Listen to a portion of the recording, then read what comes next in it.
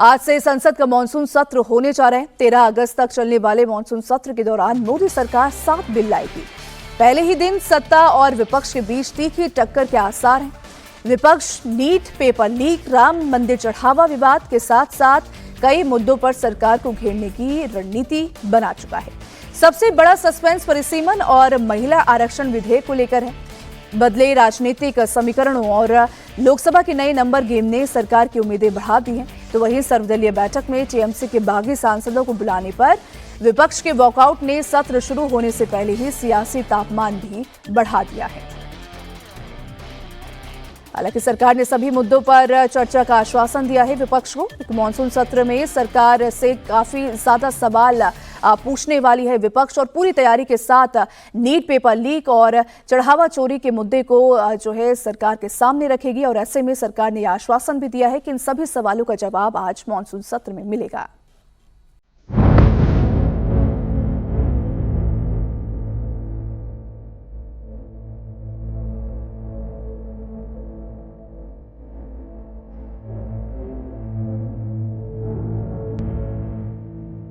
आज से शुरू हो रहा संसद का मानसून सत्र बेहद खास रहने वाला है।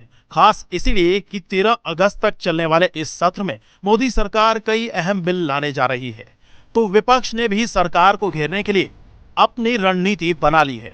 दोनों खेमों में जिस तरह तैयारी दिख रही है उससे साफ है कि संसद का ये सत्र बेहद हंगामेदार होने वाला है। और इसकी झलक सत्र के एक दिन पहले रविवार को संसद भवन के एनेक्सी बिल्डिंग में हुई सर्वदलीय बैठक में दिख गई। टीएमसी से अलग होकर एनसीपीआई के सांसदों को मीटिंग में बुलाने के खिलाफ टीएमसी समेत कुछ विरोधी दल मीटिंग से बाहर निकल आए। हालांकि उनका ये प्रोटेस्ट सांकेतिक था। विपक्ष इस बात से नाराज था कि सरकार ने टीएमसी के बागी 20 सांसदों के गुट को बैठक में क्यों बुलाया। इस पर संसदीय कार्य मंत्री किरेन रिजिजू ने कहा कि 20 सांसदों की पार्टी है, उन्हें अलग नहीं छोड़ा जा सकता। बॉयकॉट थोड़े समय के लिए किया है, औपचारिक था, मैं बुरा नहीं मानता हूं, उनको अपना मत रखने का अधिकार है।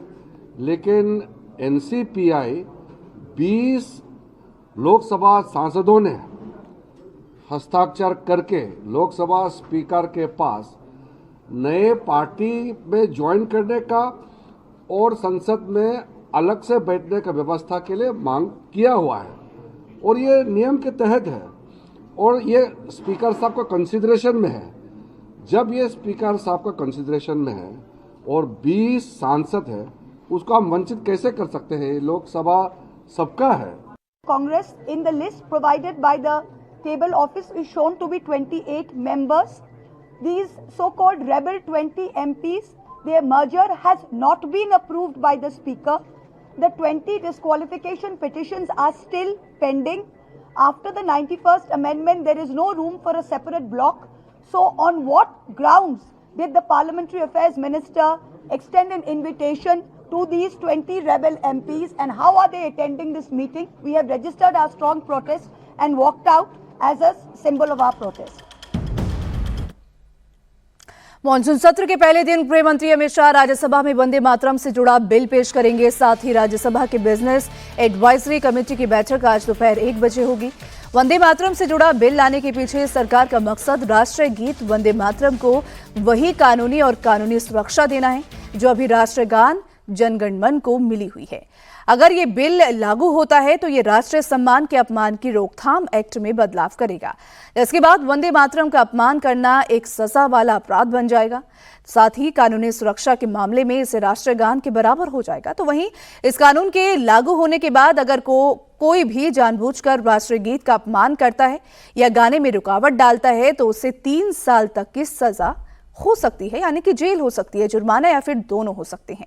ये बिल सरकार राष्ट्रगीत वंदे मातरम की 150वीं सालगिरह के साल भर चलने वाले जश्न के मौके पर लेकर आई है।